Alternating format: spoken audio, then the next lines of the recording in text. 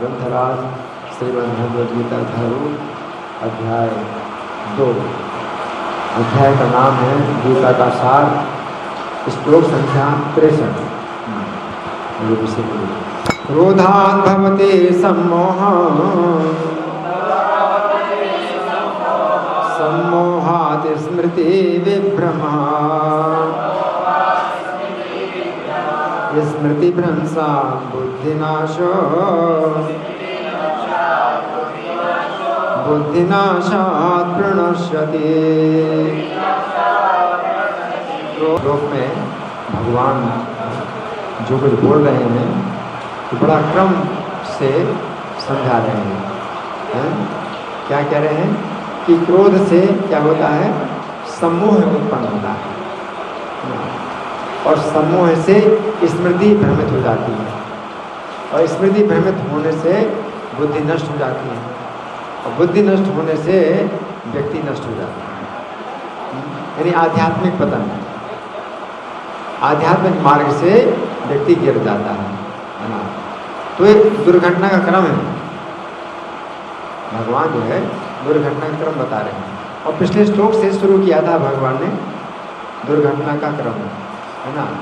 तो दुर्घटना का जो क्रम है कहाँ से शुरू होता है, कौन से बिंदु से शुरू होता है, इस श्लोक संख्या 62 में जो भगवान ने बताया है कहाँ से शुरू होता है वो घटना का है? हाँ, विषयों का ध्यान करने से।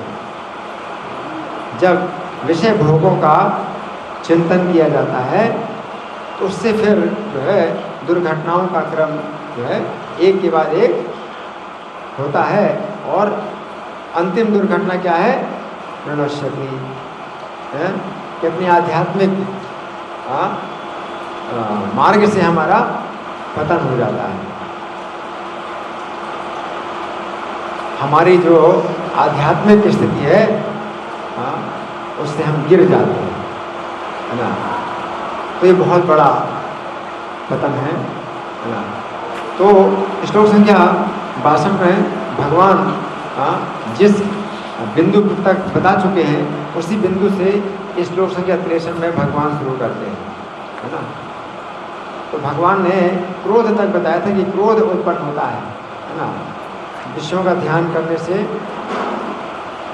उनमें आसक्ति उत्पन्न होती है और आसक्ति से कामना उत्पन्न होती है और काम से क्रोध उत्पन्न होता है। अब इसी बिंदु से भगवान इस श्लोक संख्या 63 में शुरू करते हैं कि क्रोध से अब क्या होता है ना।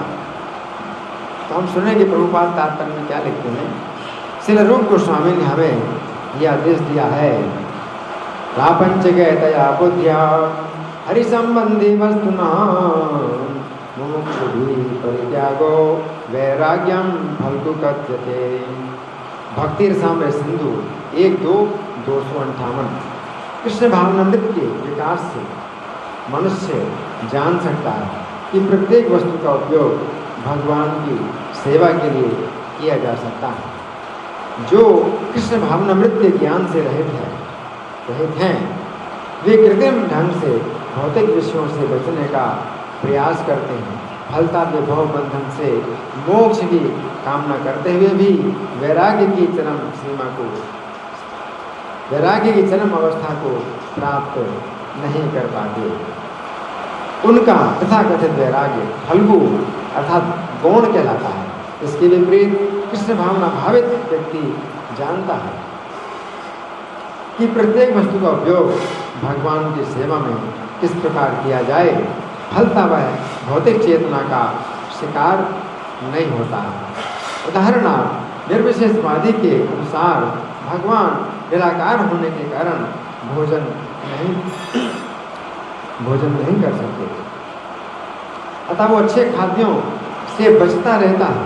किंतु भक्त जानता है कि कृष्ण परम भोक्ता है और भक्ति पूर्वक उन पर जो भी भेंट चढ़ाई जाती है उसे वे खाते हैं।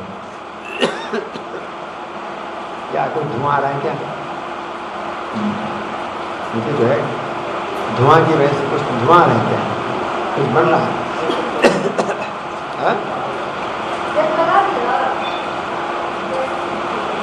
मिर्चा का है, कुछ मिर्चा का धुआं है क्या है? हाँ वो मेरे गले में कुछ बाधा है, इसलिए वो जो है।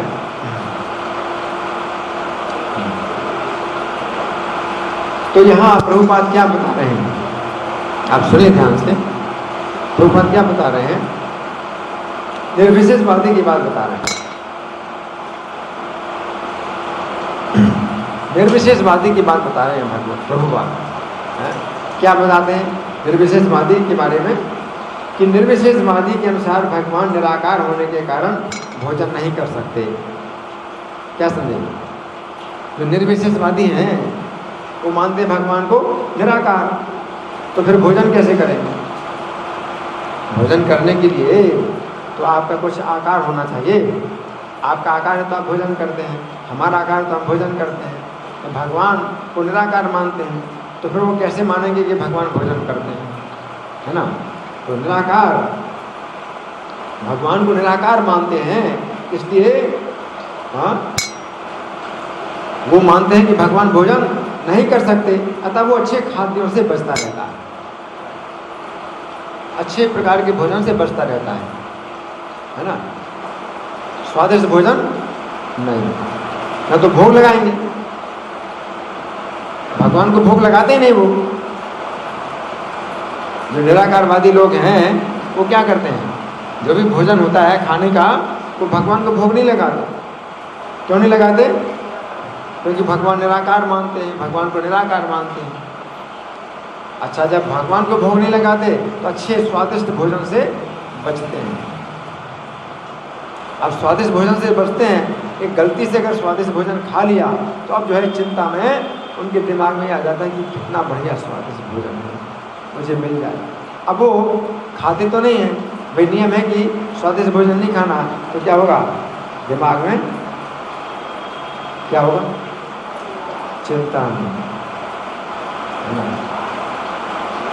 चिंतन होगा उनके दिमाग में, है ना। कर्मेंद्रियाणि संयम यास्ते मनसा स्मरण इंद्रियार्थान। तो ऊपर से त्याग कर दिया, भोजन का ऊपर से त्याग कर दिया है, लेकिन मन से इंद्रिय के विषयों का चिंतन कर रहा है। कर्मेंद्रियाणि संयम यास्ते मनसा स्मरण इंद्रियार्थान, इंद्रिय के विषयों का चिंतन कर रहा है? क्या सोचता है कि मैं कहाँ फंस गया, कि अब मैं अच्छे भोजन खा नहीं सकता और सबके बीच में, और मैं निराकारवादी हूँ, भगवान को निराकार मानता हूँ, तो भगवान को भोग लगा नहीं सकता। तो भगवान को भोग अगर लगाते, अच्छा भोजन बनाते, भोग लगाते, तो खाते नहीं। तो वो जो है क्या करता है, पश्चाताप करता है, शोक करता है कि कहाँ मैं निराकारवादी बन गया, क्योंकि मुझे अब अच्छा भोजन खाने को नहीं मिलता, है ना। तो वो श्लोक संख्या 62 की जो बात है प्रभुपाद इस तात्पर्य में वहाँ पर आ रहे हैं। श्लोक संख्या 62 में ध्याय तो विषयान को, तो विषयों का चिंतन क्यों करता है, क्यों मिलता नहीं उसे, अच्छा भोजन मिलता नहीं है, और गलती से थोड़ा खा लिया। मुझे भी याद है कि बचपन में मैंने नियम बनाया था कि मैं मिठाई नहीं खाऊंगा। मैंने नियम बनाया था मिठाई नहीं खाऊंगा, कुछ कारण से मिठाई, कोई मिठाई थी ज़्यादा मीठी लगी मुझे, और मैं सोचा मैं अब नहीं खाऊंगा, कभी मिठाई नहीं खाऊंगा। तो मेरी नानी जो है भोग लगाया, उन्होंने भोग लगाया तो मुझे कहा कि ले लो प्रसाद ले लो। तो मिठाई थी, शायद पेड़ा था कुछ था, तो मैंने कहा हम तो जो है मिठाई नहीं खाते। तो नानी बोली कि अरे प्रसाद को नहीं मना करते हैं, थोड़ा सा ले लो। तो थोड़ा सा दे दिया, और थोड़ा सा दिया तो मैंने खा लिया, और खा लिया तो इतना स्वादिष्ट लगा। अब जो है मैं वही पछता रहा हूँ कि मैंने क्यों नियम बनाया कि मैं मिठाई नहीं खाऊंगा। इतना स्वादिष्ट और मिल जाता तो कितना अच्छा होता। अब मैं बोलूँ क्या?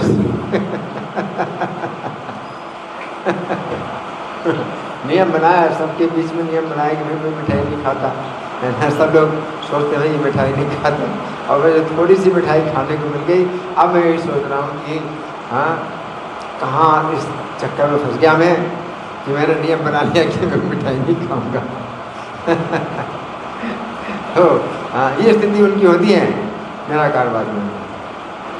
अब वो जो है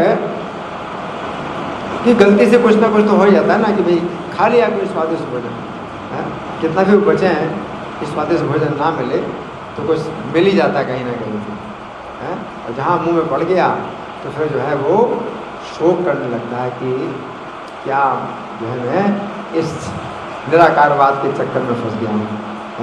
अगर वैष्णव बनता तो क्या होता, बढ़िया बढ़िया भोजन भगवान को भोग लगते और खाने को मिलता। तो प्रभुपाद इस बात को ले रहे हैं, ये मुझे समझ में आ रहा है, क्योंकि इस श्लोक से प्रभुपाद के तात्पर्य का जो है वो संबंध नहीं मिल रहा है, लेकिन यहाँ कुछ समझ में आ रहा है कि प्रभुपाद ये बताना चाहते हैं कि जो निर्विशेषवादी के अनुसार भगवान निराकार होने के कारण भोजन नहीं कर सकते, अतः वो अच्छे खाद्यों से बचता रहता है। किंतु भक्त जानता है कि कृष्ण परम भोक्ता है और भक्तिपूर्वक उन पर जो भी भेंट चढ़ाई जाती है उसे वे खाते हैं, अतः भगवान को अच्छा भोजन चढ़ाने के बाद भक्त प्रसाद ग्रहण करता है। तो बट नेचुरल कि भक्त को अच्छा भोजन मिलेगा। हाँ, ये फायदा है ना भक्त का, ये फायदा है। क्यों? क्योंकि भगवान को भोग लगाना है तो अच्छा ही भोजन बनाना चाहिए, भगवान को अच्छा भोजन लगाना चाहिए भोग। और जब भगवान को भोग लगता है तभी हम खा सकते हैं, हमारा तो नियमित है वही खाएंगे जो भगवान को भोग लगा, तो अच्छा भोजन मिलेगा ही। तो कितना फायदा है। भक्तों को बहुत फायदा है। और उस भोजन में कोई कर्म नहीं होता है, कोई बंधन नहीं होता है, कर्म फ्री, कर्म बंधन से रहे, दिव्य है। प्रसादे सर्व दुखानाम, प्रसाद से सब दुखों की हानि होती, सब दुख दूर होते हैं प्रसाद से। तो कितना फायदा है। तो उनको जो है इस बात का शौक नहीं होता है कि मुझे नहीं मिला, मुझे नहीं मिला, है ना। वो हमेशा प्रसन्न रहता है। कैसे प्रसन्न रहता है? चतुर्विधा श्री भगवत प्रसादो स्वादुन्न तृप्तान हरिभक्त संघा, तृप्त होते हैं भक्त। क्या स्वादिष्ट भोजन, कोई शौक नहीं, स्वादिष्ट भोजन खाया, तृप्त हो गए, है ना। देखो आत्म तृप्त आ गए हम, अभी वही बात, तृप्त हो गए, स्वादिष्ट भोजन खा के तृप्त हो गए, आत्म तृप्त हो गए। तो देखो ऐसा आश्चर्य है। अभी मैं यही बोल रहा हूँ कि स्वादुन्न तृप्तान हरिभक्त संघा, इस स्वादिष्ट भोजन से भक्तों को जो है 4 प्रकार का स्वादिष्ट भोजन, जब भक्त लोग खा के तृप्त हो जाएं तो कृत्यैव तृप्तिम भजता सदैव, तो गुरु महाराज भी तृप्त होते हैं। ये देख करके इन भक्तों को अच्छा स्वादिष्ट भोजन मिल रहा है तो गुरु महाराज भी बड़े तृप्त होते हैं, है ना। तो भक्त लोग तृप्त होते हैं, और जो निराकारवादी हैं वो अतृप्त रहते हैं। और थोड़ा सा स्वादिष्ट मिल गया भोजन, अब वो आग लग गई उनके अंदर कि कैसे अब वो और मिले, लेकिन नहीं बोल सकते, किसी को नहीं खा सकते, तो नियम ऐसा बनाया हुआ कि भाई स्वादिष्ट भोजन खाना ही नहीं। तो इसलिए प्रभुपाद ये बता रहे हैं कि किंतु भक्त जानता है कि कृष्ण परम भोक्ता है, अच्छा भोजन चढ़ाने के बाद भक्त प्रसाद ग्रहण करता है। इस प्रकार हर वस्तु प्राणवान हो जाती है और अधा पतन का कोई संकट नहीं रहता। तो भक्त को नहीं ऐसा लगता कि भाई मैंने ये नहीं खाया, कहता है मैंने तो खाया, मैं तो खाता हूँ, तो बड़ा अच्छा प्रसाद मिलता है ना। तो कोई इसमें चिंतन की बात नहीं होती है कि अब मुझे नहीं मिला, मुझे नहीं मिला, ये जो है सोचता रहे, तो ये नहीं होता है। तो प्रभुपाद लिखते हैं अधा पतन का कोई संकट नहीं था। तो विषय का चिंतन नहीं होगा तो आप अंतिम बिंदु में भी नहीं आएंगे कि आप पतन होगा। तो प्रभुपाद ने जो है शुरू का बिंदु लेकर के अंतिम बिंदु को जो है सीधे बता दिया। आप समझ रहे हैं? ये बीच के जो बिंदु हैं प्रभुपाद ने छोड़ दिए, क्योंकि विषयों का चिंतन करने से ही अधा पतन होता है, यानी गिरते हैं आप, मतलब आध्यात्मिक मार्ग से गिरते हैं। तो बीच में जितना भी मतलब घटनाएं होती हैं उनको अगर ना भी आप विचार करें तो आप ये कह सकते हैं कि विषयों का चिंतन करने से ही आपकी आध्यात्मिक आपका आध्यात्मिक पतन होता है। तो प्रभुपाद ये बता रहे हैं कि निर्विशेषवादियों की जो है गिरने की बहुत संभावना है। और भक्तों को गिरने का भय नहीं होता, भक्तों को गिरने का भय नहीं होता है। क्यों?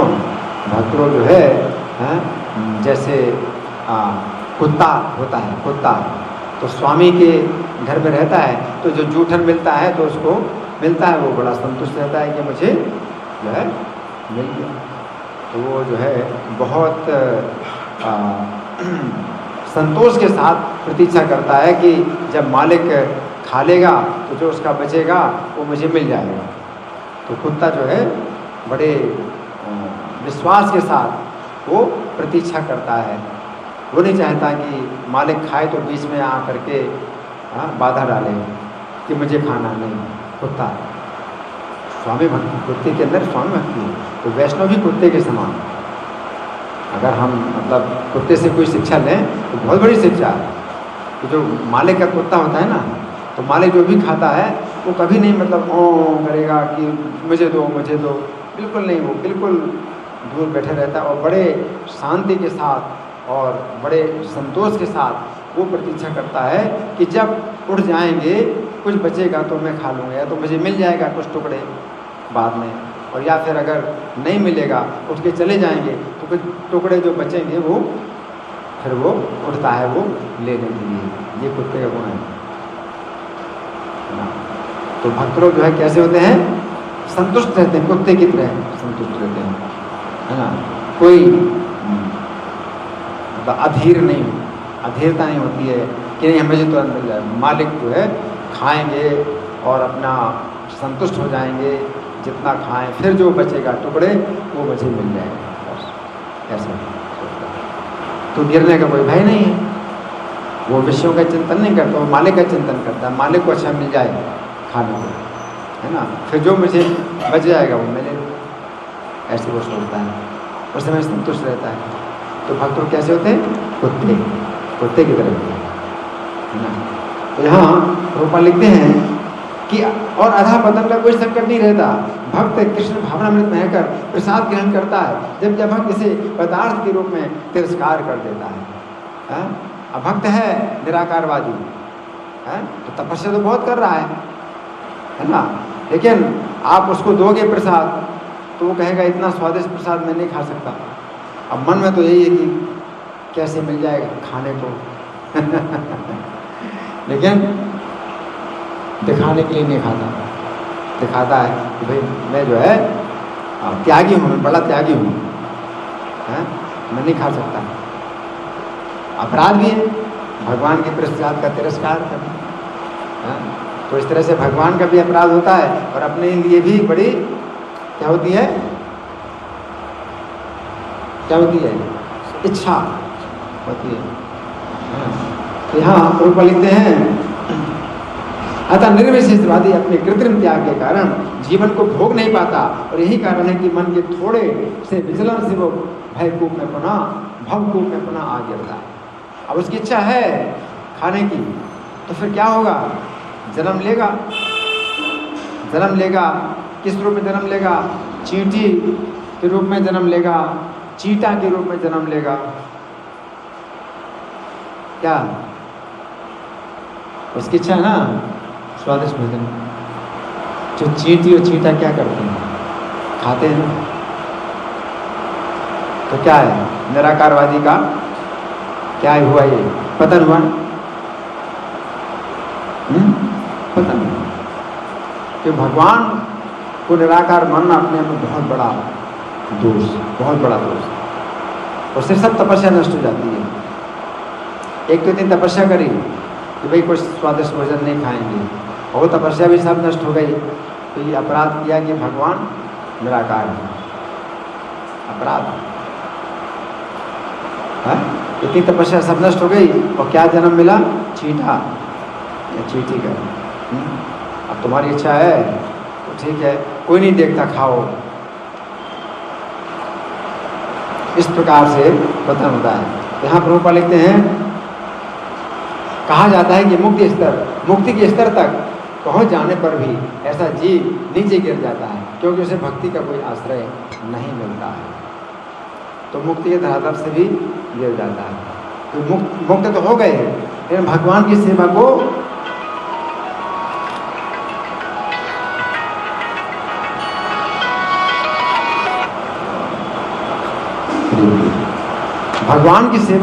स्वीकार नहीं करते।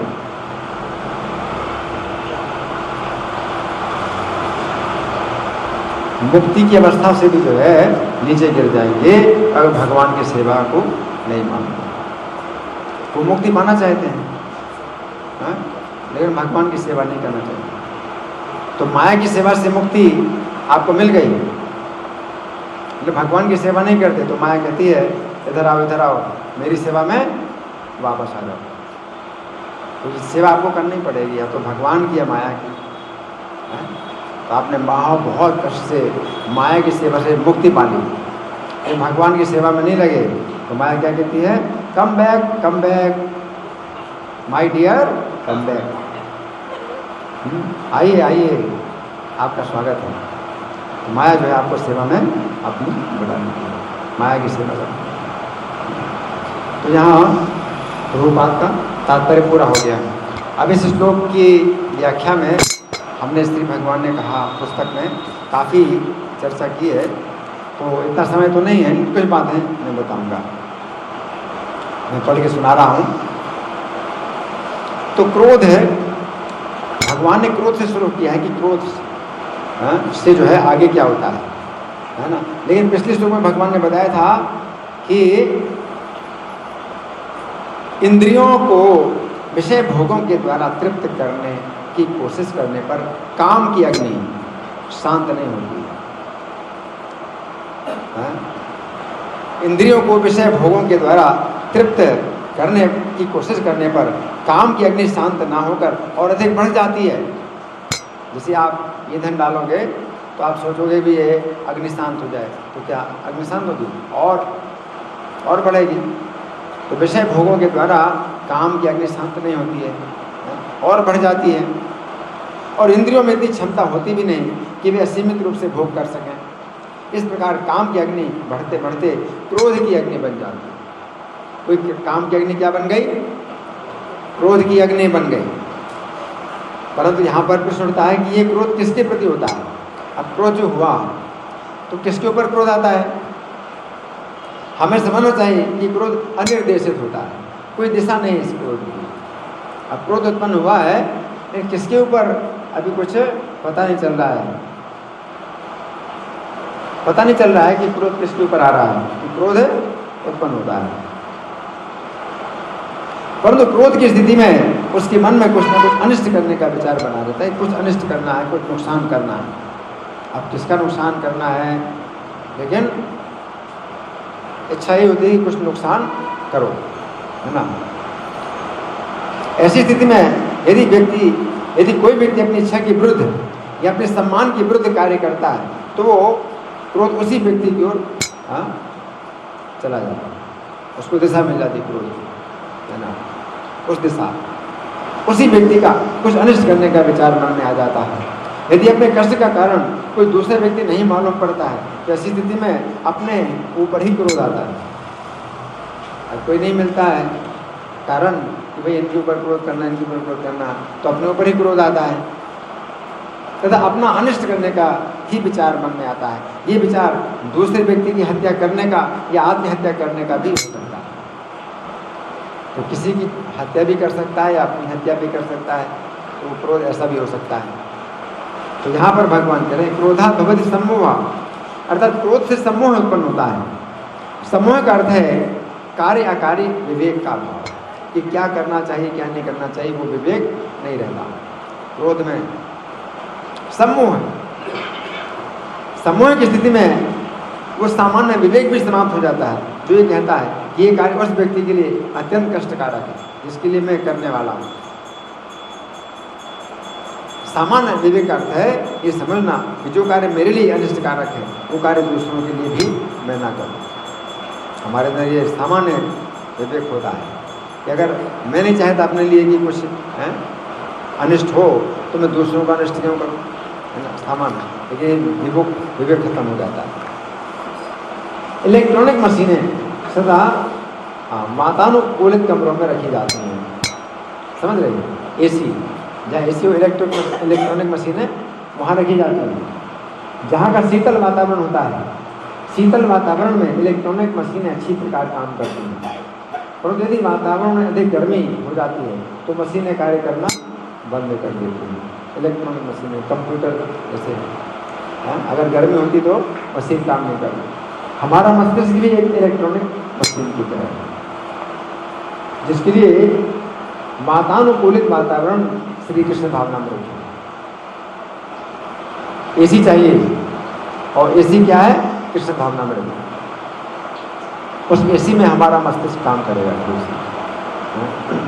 यदि हम श्री कृष्ण के नाम, गुण, चरित्रों का स्मरण करते हैं तो मस्तिष्क में शीतलता रहती है और मशीन ठीक से काम करती है। परंतु यदि मस्तिष्क में क्रोध की अग्नि बढ़ जाती है तो मस्तिष्क की मशीन की विवेक शक्ति रूपी करंट बंद हो जाती है। वो विवेक शक्ति जो है विद्युत धारा, करंट है, सप्लाई बंद हो जाती है, करंट बंद हो जाती है तथा व्यक्ति उस कार्य के परिणाम पर विचार नहीं कर पाता जिसको वो दूसरे का अनिष्ट करने के लिए करने वाला है। तो इस सम्मोह कहलाता है। अब फिर इसके बाद भगवान के सम्मोह से स्मृति भ्रमित हो जाती है।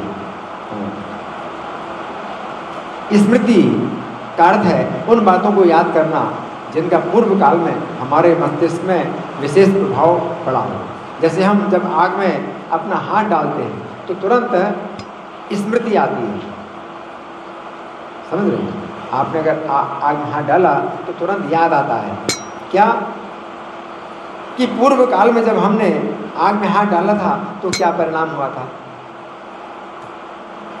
जब हम मकान की छत पर खड़े होकर नीचे को झांकते हैं तो तुरंत स्मृति आती है कि पूर्व काल में हमने किसी वस्तु या किसी व्यक्ति को इस प्रकार गिरते देखा था तथा वो वस्तु किस प्रकार नष्ट हुई, वो व्यक्ति किस प्रकार घायल हुआ था।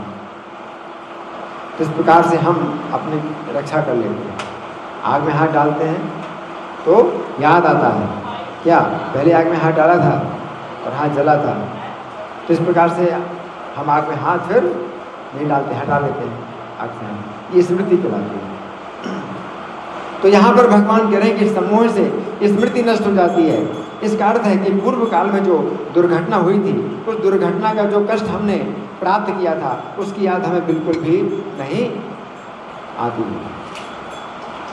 इस स्थिति में कितना खतरा है। कोई व्यक्ति आग में हाथ डाल रहा है तथा वह पहले के अनुभव को भूल चुका है। उसने पूर्व काल में आग में हाथ डाला था तो उसे कितना कष्ट हुआ था।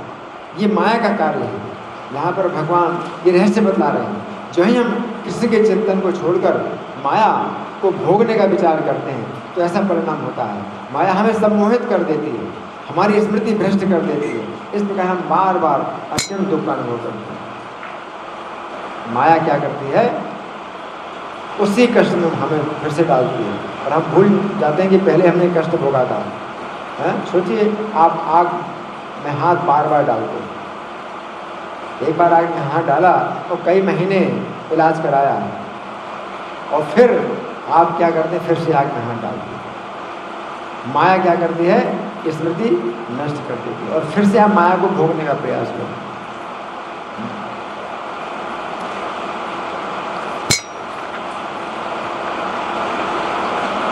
और स्मृति भ्रंशात बुद्धिनाश हो। फिर भगवान कहते हैं बुद्धिनाश, बुद्धि नाश होती है। हाँ, स्मृति के लुप्त होने से बुद्धि नष्ट हो जाती है।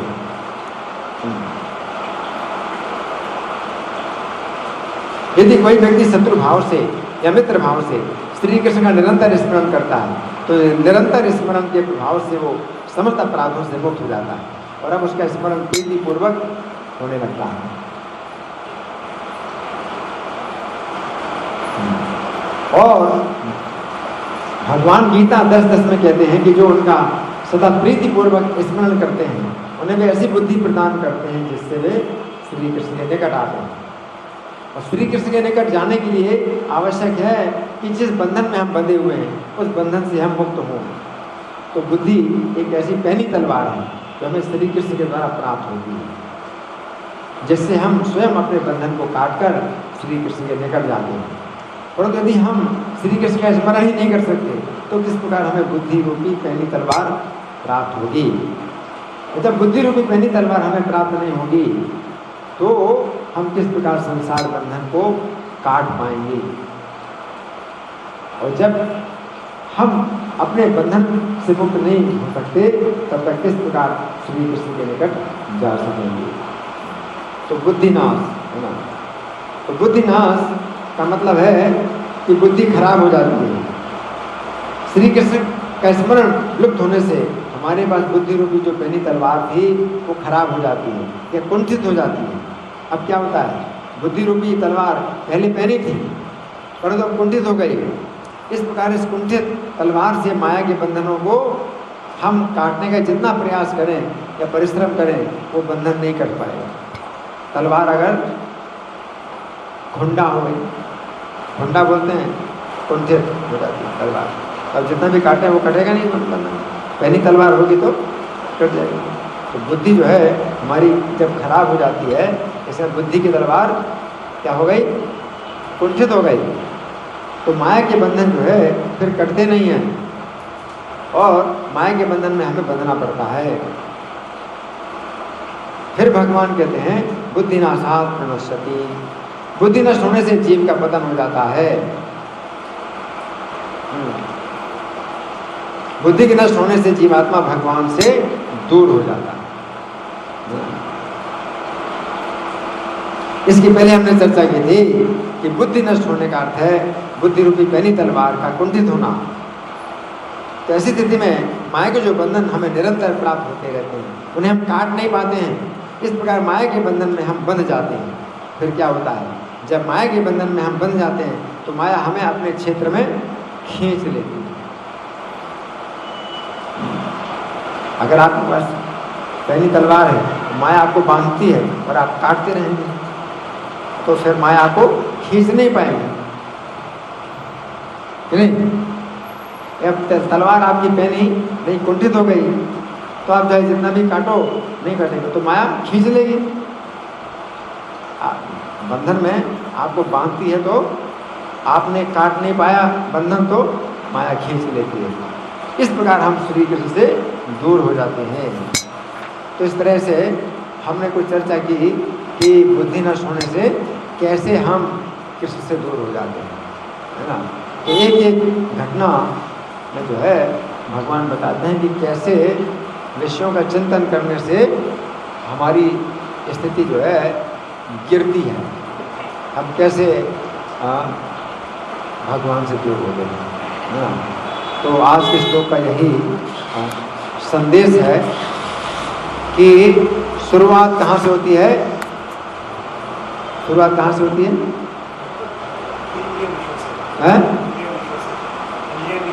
विषयों का चिंतन करने से, है ना। विषयों का चिंतन करने से हम आध्यात्मिक पथ से गिर जाते हैं। आज का संदेश है। और प्रभुपाद तात्पर्य में बड़ा व्यवहारिक संदेश दे रहे हैं। प्रभुपाद तात्पर्य में कौन सा व्यवहारिक संदेश दिया, कौन बताएगा,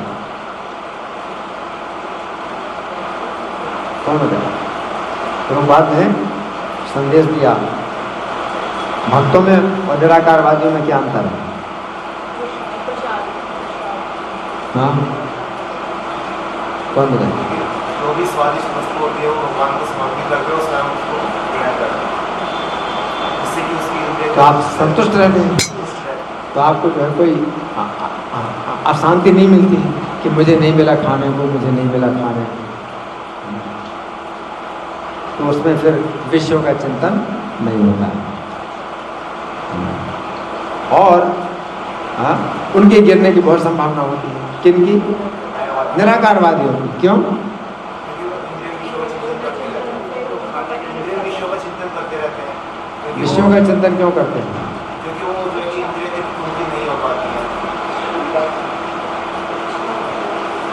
भगवान को निराकार मानते हैं। वो अपने बलपूर्वक माया से बचने की कोशिश करते हैं, लेकिन वो कर नहीं पाते। और कोई भोग नहीं लगा पाते। भोग नहीं लगाते भगवान, क्यों भोग नहीं लगाते? निराकार मानते हैं, भगवान को निराकार मानते हैं तो भोग नहीं लगाएंगे। जब भोग नहीं लगाएंगे तो भोग खाएंगे नहीं, हाँ, तो फिर कैसा खाएंगे? जो स्वादिष्ट नहीं है, जो स्वादिष्ट नहीं है वैसा खाएंगे। आप प्रसाद देंगे तो प्रसाद नहीं खाएंगे। तो फिर क्या होता है उनको? क्या होता है?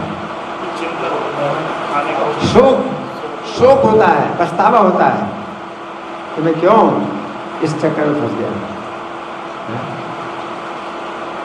तुम्हें जो है, हाँ, अगर वैष्णव होता तो खाता बढ़िया बढ़िया स्वादिष्ट। इसलिए प्रभुपाद क्या कहा करते थे? प्रभुपाद कहा करते थे कि वो इतनी तपस्या करते हैं, जो निराकारवादी बड़ी तपस्या करते हैं, बहुत तपस्या है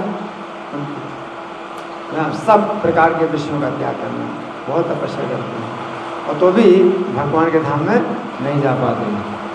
और प्रभुपाद के रूप में एक रसगुल्ला खा के गुरु धाम चला जाता। मैं एक रसगुल्ला खाऊंगा और भगवान के धाम में चला जाऊंगा। तो वैष्णवों का जो है मार्ग है बड़ा सुरक्षित रहता है। तो आज के श्लोक का ये संदेश है। अब आप लोगों की ओर से कोई प्रश्न है या कोई चर्चा? मैं प्रश्न करूं? मैं प्रश्न करूं? ठीक है, मैं प्रश्न कर रहा हूँ। अच्छा बताइए, श्लोक संख्या 63 में सबसे पहले भगवान ने कौन सी घटना बताई है? क्या शुरू में क्या होता है?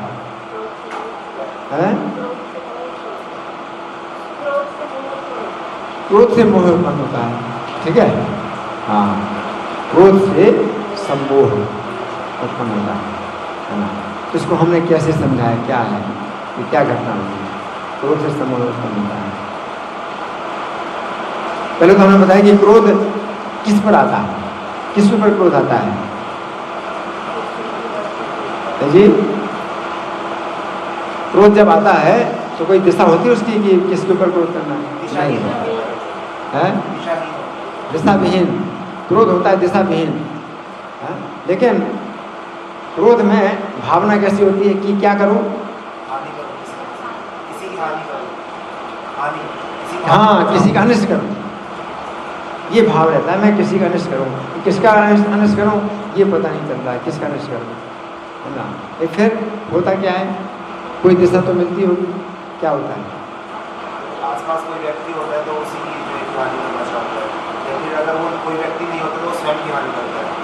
कारण, कोई कारण मिल जाता है कि मेरे सम्मान के विरुद्ध कुछ उसने बोला है ना, मेरे सम्मान में बाधा पहुंचाई, उसके ऊपर क्रोध फिर दिशा, क्रोध की दिशा उधर चली जाती है कि भाई इसी का ही जो है अनिष्ट करना है ना। और अगर ऐसी कोई घटना नहीं होती, कोई कारण नहीं मिलता, तो किसके ऊपर क्रोध आता है? अपने ही ऊपर क्रोध आता है ना। तो क्रोध में कभी कभी किसी दूसरे की हत्या कर देता है या अपनी हत्या करता है, आत्महत्या करता है, तो क्रोध है ना। और क्रोध से क्या होता है? सम्मोह है। तो सम्मोह का अर्थ क्या है? हमने चर्चा की थी।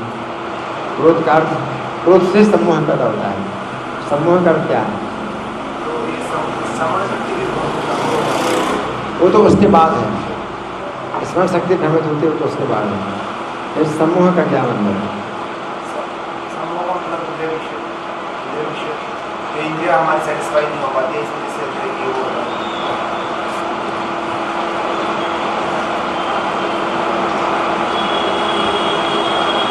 सम्मोह है ना। इससे सम्मोह का अर्थ है कार्य अकार्य विवेक का अभाव। क्या करना चाहिए, क्या नहीं करना चाहिए, वो विवेक नष्ट हुआ, समाप्त हुआ। कि क्या करना है क्या नहीं करना, वो विवेक। हाँ। सामान्य विवेक क्या है कि मैं किसी का अनिष्ट ना करूं जो मैं नहीं चाहता, सामान्य विवेक है। अगर मैं नहीं चाहता कि मुझे कोई गाली दे तो मैं दूसरे को क्यों गाली दूँ? तो विवेक क्या होता है? नष्ट हो जाता है। क्रोध से क्या होता है? सम्मोह।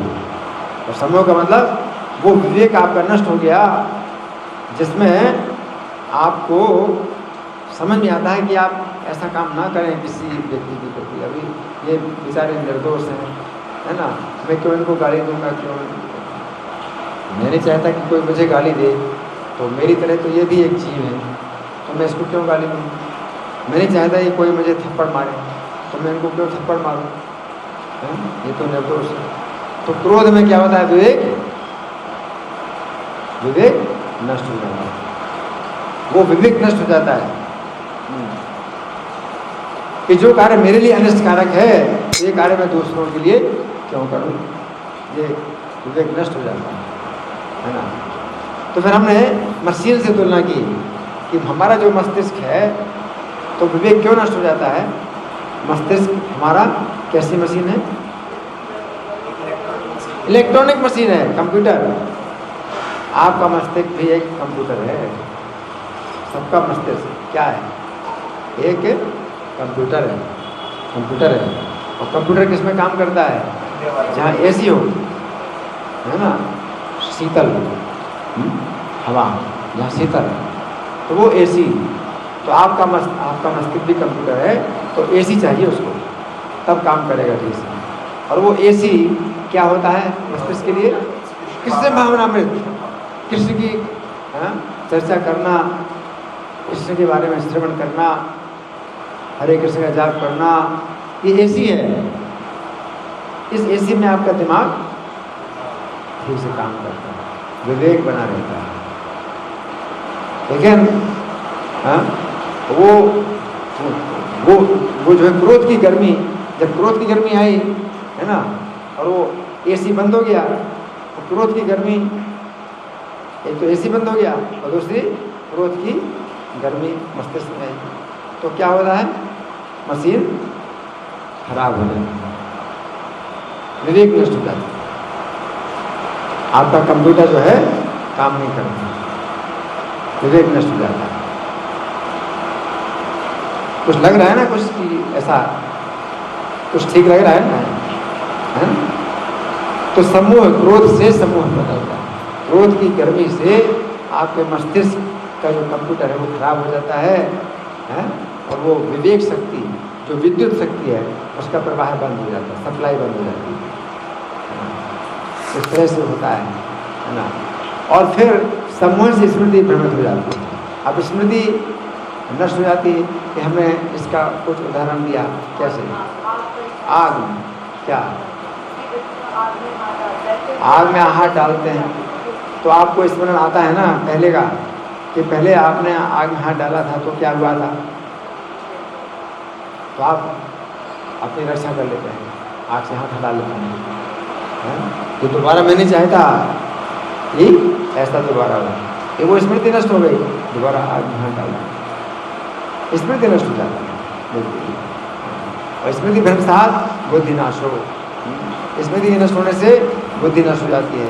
इसको क्या समझें, कैसे बुद्धि नष्ट हो जाती है? बुद्धि को हमने क्या बताया? पैनी तलवार। आपके पास बुद्धि है, कृष्ण भावनामृत की जो बुद्धि है वो एक पैनी तलवार है, और माया आपको जो है बंधन फेंकती है, या बंधन बंधे और फिर खींचेगी, और बंधन फेंकती है आपके ऊपर, और आपके हाथ तलवार है तो काट देगी। तो माया आपको खींच नहीं पाती, हर हमेशा बंधन फेंकती है, ऐसे पकड़ के खींच दो। और आपके पास तलवार है तो आप क्या करते हैं? खच खच खच काटते रहते। तो माया खींच नहीं पाती। लेकिन स्मृति भ्रंशात बुद्धि नाश हो, बुद्धि नाश हो गई, इन तलवार क्या हो गई? हुंडा। क्या बोलते हैं आप? तो तलवार पैनी थी अब नहीं रही, उसको क्या बोलते हैं? हुंडा बोलते हैं। क्या बोलते हैं? हुंडा। तलवार कुंठित हो जाती है ना, मतलब पहनी नहीं रहती, तो आप करेंगे भी ऐसे तो बंधन नहीं कटेगा, और बंधन नहीं कटेगा तो माया क्या करेगी, खींच लेगी, माया खींच लेगी, माया की सेवा में चले गए, वही हो गया विनाश, यही विनाश।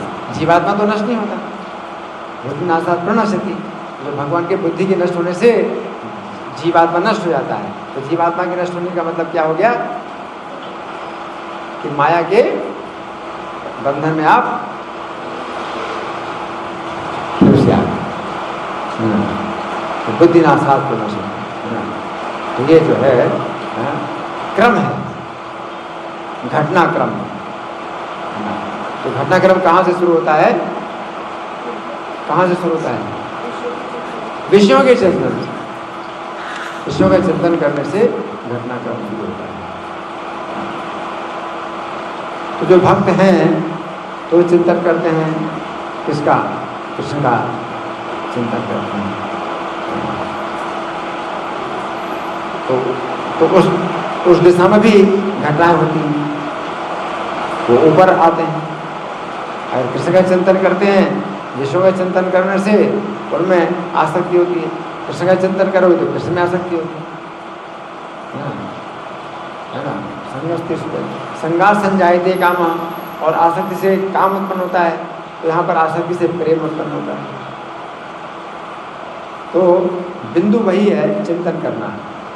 अगर विषयों का चिंतन करते हो तो माया से बनेंगे, और कृष्ण का चिंतन करते हो तो कृष्ण से बनेंगे। तो उसी प्रकार की घटनाएं होती हैं इसमें,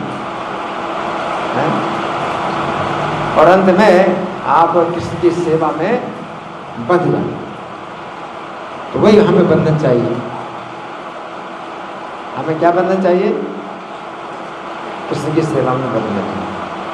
हम ऐसे बंधे आए कृष्ण की सेवा में कि माया की सेवा में फिर कभी नहीं बंधना पड़ेगा। तो माया फिर आपके पास कभी भी नहीं आएगी, क्योंकि वो देखती है तो कृष्ण की सेवा में बंधा हुआ है। अब माया क्या कहेगी, अब ये मेरे लायक नहीं है, मेरे लिए बेकार है, ये कृष्ण की सेवा में लगा है, बेकार है, इसको हमें नहीं चाहिए। तो क्या चाहते हो, बेकार बनना चाहते हो कि नहीं? माया कहेगी बेकार है ये, जो कृष्ण की सेवा नहीं करता है, हाँ ये अच्छा बंदा है, इसको पकड़ो, इसको हमें, ये हमारे लिए अच्छा ये बंदा है, ये चाहिए मुझको। तो अच्छा बनना चाहते हो माया के लिए? नहीं, है ना। तो माया कहे बेकार, ये बिल्कुल बेकार है, कृष्ण की सेवा में लगा हुआ है, मुझे नहीं चाहिए।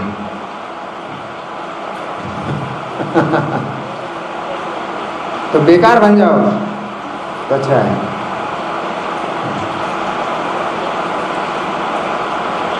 तो भौतिक संसार में भी लोग जो है, जो भौतिकतावादी वो बोलते हैं बेकार है, ये हरे कृष्ण वाले बिल्कुल बेकार होते हैं, ये किसी काम के नहीं होते। हरे कृष्णा करते हैं, किसी काम के नहीं, बेकार है हरे कृष्णा। ये लोग भगोड़े हैं, ये लोग। हम जो है साहसी हैं, हम जो है सामना करते हैं, माया का सामना करते हैं, करो माया का सामना। तो भगोड़े बनना चाहे, कृष्ण की सेवा में लग जाओ, है ना, तो माया जो है फिर आपको याद नहीं करेगा। तो जो माया का सामना करते हैं कि हम आमना सामना करेंगे माया का, तो भगवान क्या कहते हैं, मम माया दुरत्या, मेरी माया बहुत बलवान है, दैवी ऐसा गुणमयी मम माया दुरत्या। तो वो कहते हैं हाँ हम सामने हैं, हम जो सामना करेंगे, हम अपना क्या बोलते हैं, हम साहस नहीं खोते, अपना क्या बोलते हैं, हिम्मत नहीं खोते।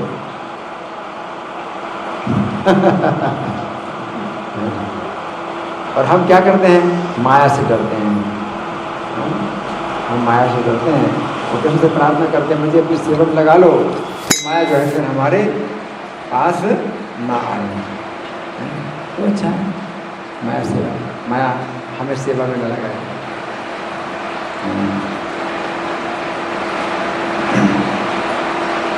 भक्ति सिद्धांत सरस्वती ठाकुर जिस समय गौड़ीय मठ के जो है उन्होंने बहुत से भक्त बनाए, तो काफ़ी नवयुवक थे जो कि भक्त बने। उन्होंने 64 गौड़ीय मठ स्थापित किए थे भारत में, तो कई लोग भक्त बने। उसी समय नेताजी सुभाष चंद्र बोस का भी आंदोलन चल रहा था। उस समय अंग्रेजों से आज़ादी पाने के लिए वो भी अपना जो है क्रांति कर रहे थे, तो नवयुवकों को आह्वान कर रहे थे कि तुम मुझे खून दो, मैं तुम्हें आज़ादी दूंगा। तो सुभाष चंद्र बोस जो है मतलब जितने नवयुवक हैं उनको जो है मतलब जोश पैदा कर रहे थे कि हमें आज़ाद होना है, हमें आज़ाद होना है। तो भक्ति सिद्धांत सरस्वती ठाकुर के पास आए सुभाष चंद्र बोस और कहा कि मुझे कुछ नवयुवकों की आवश्यकता है कि हमें अपने देश को आज़ाद करना है। तो भक्ति सिद्धांत सरस्वती ठाकुर ने कहा कि मेरे पास जितने भी हैं ये सब बेकार के लोग हैं, ये किसी काम के नहीं हैं, बिल्कुल बेकार थे, तो यहाँ आ गए अपना जप करते हैं, ये किसी काम के नहीं, बेकार। तो अच्छा है।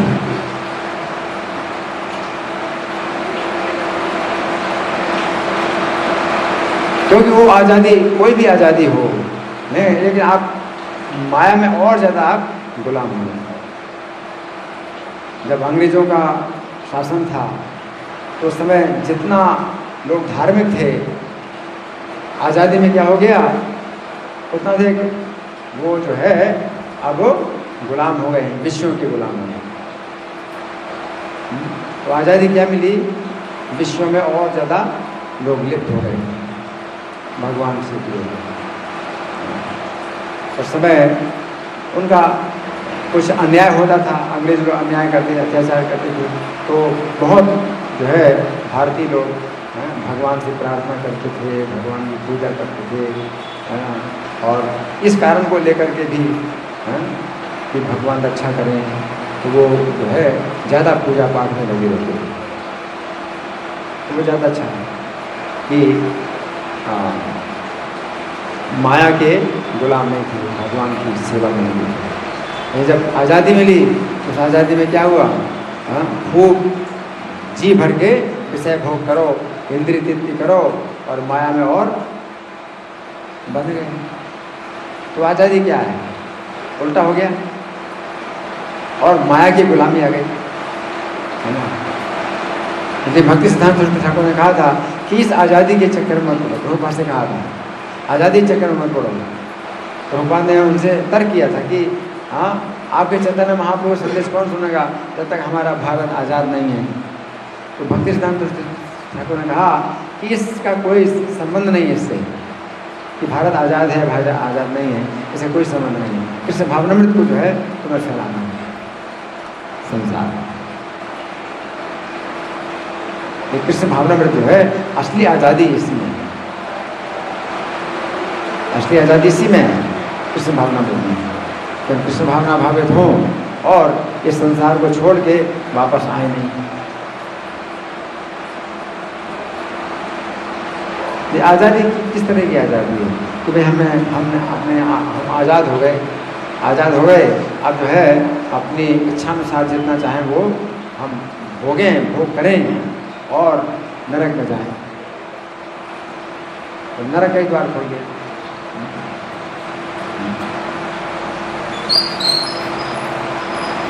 क्या विचार है बताइए, आपकी ओर से क्या कोई विचार है, आपका क्या विचार है, कोई प्रश्न है या कोई चर्चा है इस विषय में? हाँ मैडम।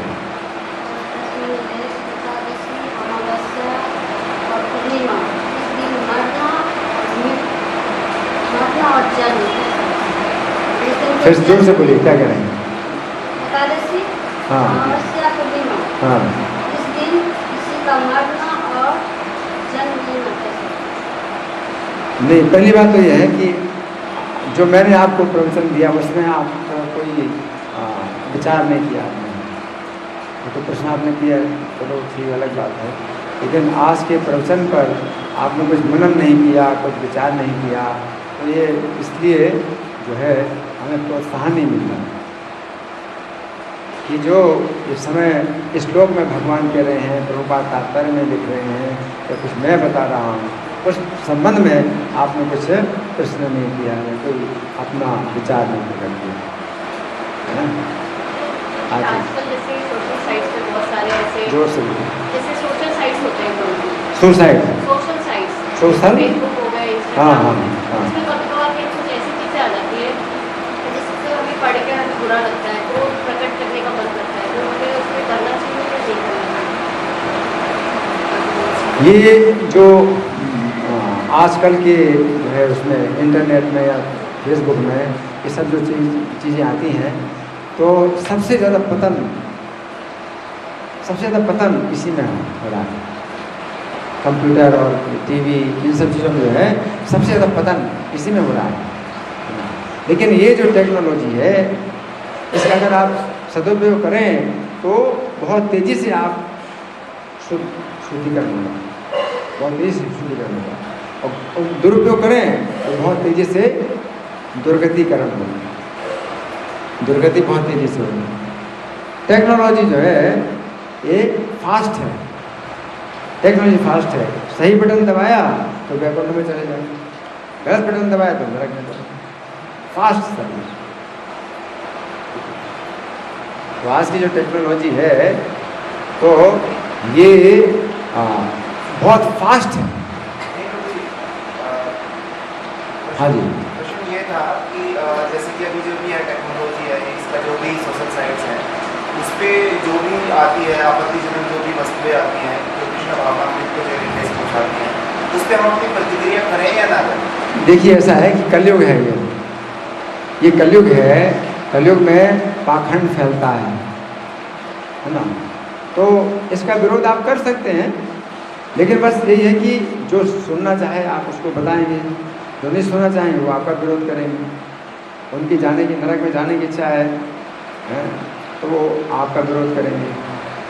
तो माया भी अपना जो है प्रभाव फैला रही है, तो टेक्नोलॉजी के द्वारा माया का भी बहुत प्रचार होता है।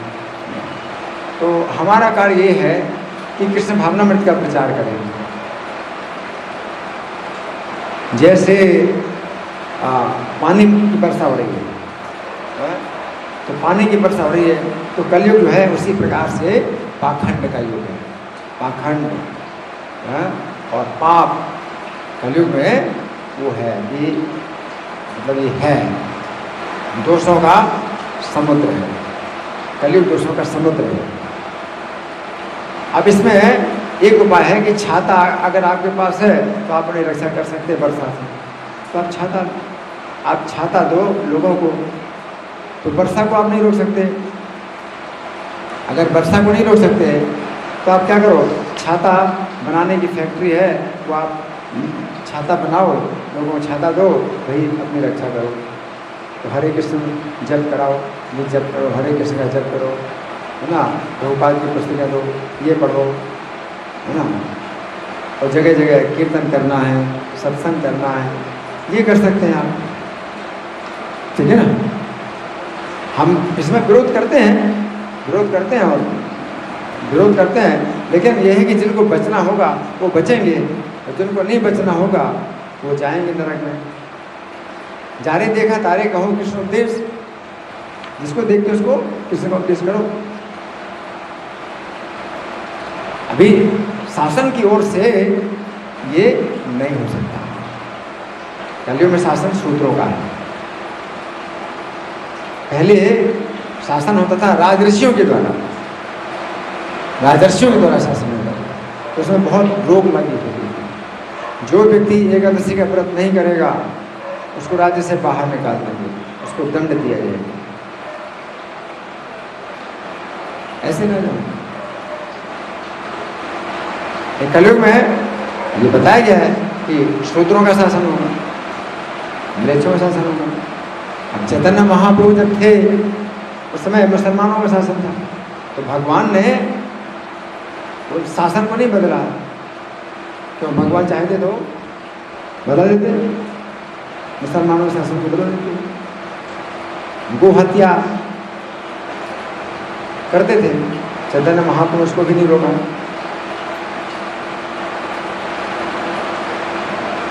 निंदा की चैतन्य महाप्रभु ने। चांद जी को कहा कि तुम्हारे धर्म में एक ऐसा तुम्हारा धर्म है कि गो हत्या तुम लोग करते हो, तुम्हारे धर्म में गो हत्या की अनुमति है, एक ऐसा तुम्हारा धर्म है।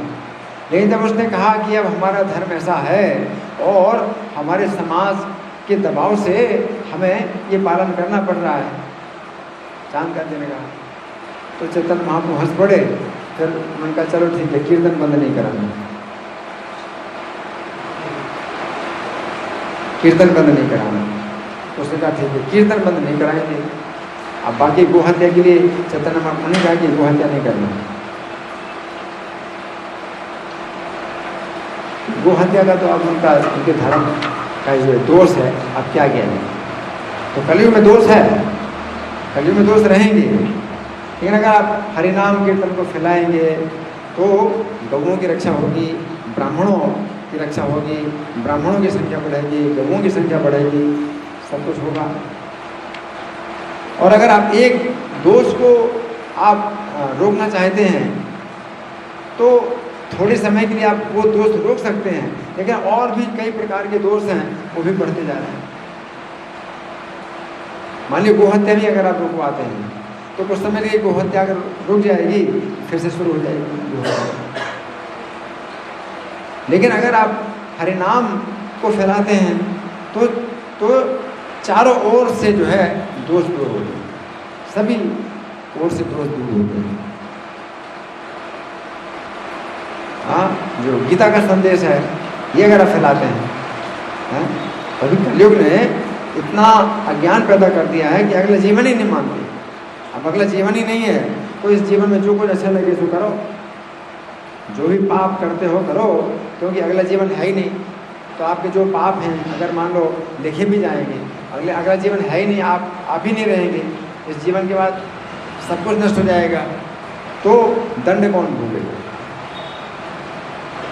तो कलयुग में ये अज्ञान फैला हुआ है, इसी कारण से सब उल्टा सब काम उल्टे हुए हैं। इसलिए हमारा जो है सबसे ज़्यादा जो शक्ति एकाग्रता होती है हमारी, वो होती है इस ज्ञान में कि अगला जीवन है। अगला जीवन है तो आप जो कुछ भी कर्म कर रहे हैं इस जीवन में, उसके अनुसार आपको अगला शरीर मिलेगा। 84 लाख दुनिया में अज्ञान को दूर करो। अज्ञान के कारण ही सब जो है दोष पैदा हुआ है, अज्ञान के कारण। कौन सा ज्ञान? अगला जीवन ही नहीं है। इसलिए अगला जीवन है, हम शरीर नहीं है, हम आत्मा हैं, ये जो ज्ञान है ये जड़ है हर चीज। तब इस ज्ञान पर कृष्ण भावनामृत का भवन जो है मजबूत रहेगा। कृष्ण की महिमा जो है इस ज्ञान पर आधारित है, तब आप कृष्ण भावना भावित होंगे। नहीं तो क्या है, अगर यही नहीं मानते हैं अगला जीवन है तो आप कृष्ण की भक्ति कर रहे हैं, क्यों कर रहे हैं? हाँ, इसी जीवन में आपको कुछ सुख मिल रहा है तो कृष्ण की भक्ति कर रहे हैं, और हमें उसमें सुख मिल रहा है तो हम वो कर रहे हैं। मरना तो फिर मरने के बाद तो कुछ है ही नहीं,